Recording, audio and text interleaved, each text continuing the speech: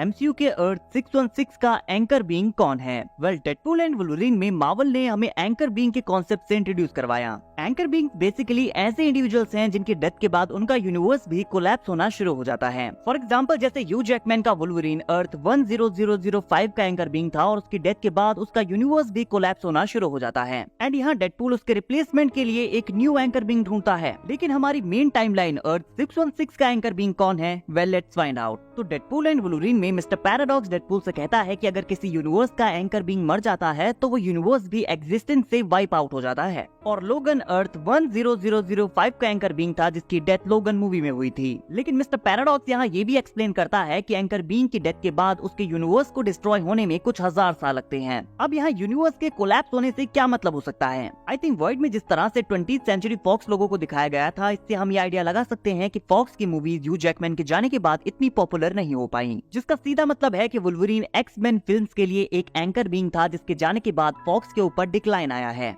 Now बात करें MCU की, तो यहाँ सबसे पहला नाम आता है टोनी स्टार्क का, बिकॉज आयरन मैन के साथ ही एमसीयू ने किक ऑफ किया था। लाइक एमसीयू में होने वाले ज्यादातर मेजर इवेंट्स का रीजन टोनी स्टार्क ही है। एंड वो टोनी ही था जिसने दी एवेंजर्स में थैनोस का टेंशन गेन किया था। एंड अल्ट्रॉन को बनाने का क्रेडिट भी टोनी को ही जाता है। स्पाइडरमैन को रिक्रूट करने वाला पर्सन भी टोनी ही था। टाइम ट्रेवल को डिकोड करने वाला पर्सन भी टोनी ही था। एंड थैनोस को मारने वाला पर्सन भी टोनी ही था। एंड सबसे बड़ी बात, टोनी की डेथ के बाद मार्वल के ऊपर डिक्लाइन आया था। आई मीन मार्वल के काफी सारे प्रोजेक्ट्स को स्ट्रगल करना पड़ा था। लेकिन अगर टोनी इस यूनिवर्स का एंकर बीइंग था तो मिस्टर पैराडॉक्स ने डेडपूल को अर्थ 616 ज्वाइन करने के लिए क्यों कहा? बिकॉज इसके अकॉर्डिंग अर्थ 616 का एंकर बीइंग मर चुका है और यहाँ भी वही हाल होने वाला है जो डेडपूल के यूनिवर्स का होने वाला था। इसका मतलब है कि अर्थ 616 का एंकर बीइंग अब भी जिंदा है। And it makes sense because anchor being MCU के लिए एक नया कॉन्सेप्ट है, सो मे बी यहाँ वो कैरेक्टर अब भी एग्जिस्ट करता है। हमारा नेक्स्ट पर्सन है वांडा मैक्सिमॉफ।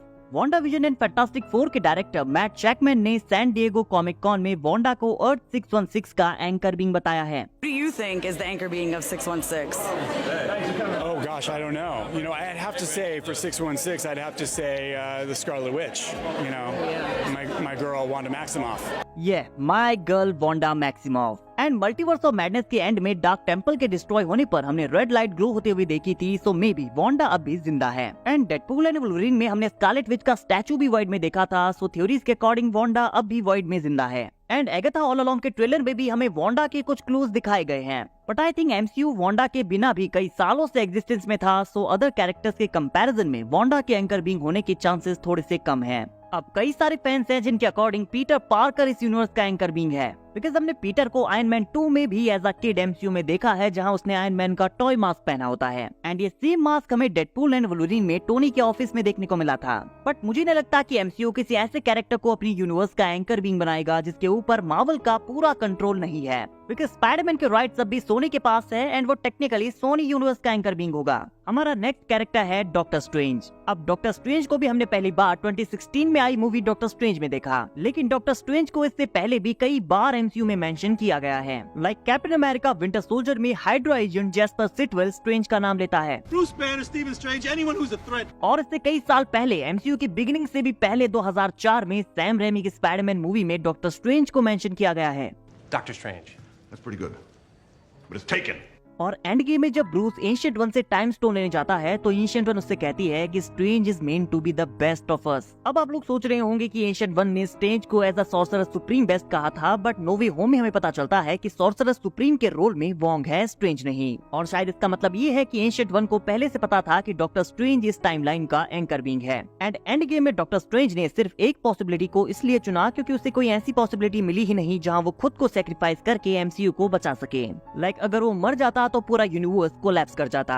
और मल्टीवर्स ऑफ मैडनेस से पहले भी केविन फाइगी ने डॉक्टर स्ट्रेंज को as a anchor being refer किया है। Become the anchor of the Marvel Cinematic Universe and the only actor capable of guiding us हमारा अगला सस्पेक्ट है Happy Hogan. Happy Hogan MCU का एक लौता ऐसा कैरेक्टर है जो अब तक एमसीयू के हर एक फेज में अपीयर हुआ है। फेज 1 में Happy Hogan Iron Man 1 and 2 में था, फेज 2 में आयरन मैन 3 में था, फेज 3 में Spiderman Homecoming, end game and far from home में था। फेज 4 में हमने हैप्पी को स्पाइडरमैन नो वे होम में देखा और फेज 5 में हैप्पी डेडपूल एंड वुल्वरीन में प्रेजेंट था। साथ ही जॉन फेवरो एमसीयू की स्टार्टिंग से ही यहाँ प्रेजेंट है, जहाँ आयरन मैन के रोल में आरडीजे को भी उन्होंने ही कास्ट किया था। And interestingly Deadpool and Wolverine में डेडपूल का इंटरव्यू भी हैप्पी हॉगन लेता है। अगले नंबर पर आता है लोकी, द गॉड ऑफ स्टोरीज।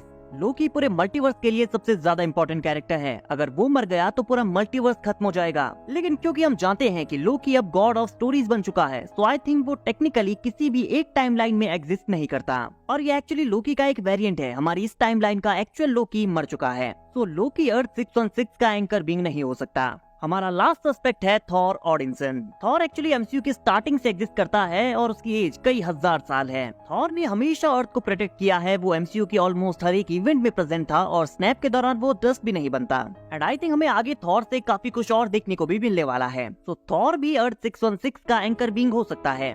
तो गाइस, आपको क्या लगता है इन सारे कैरेक्टर्स में से एमसीयू के अर्थ 616 का एंकर बीइंग कौन है? कमेंट करके जरूर बताइए। वीडियो अगर पसंद आई हो तो वीडियो को लाइक और चैनल को सब्सक्राइब करना ना भूले, बिकॉज ऐसी वीडियोस हम डेली लाते रहते हैं।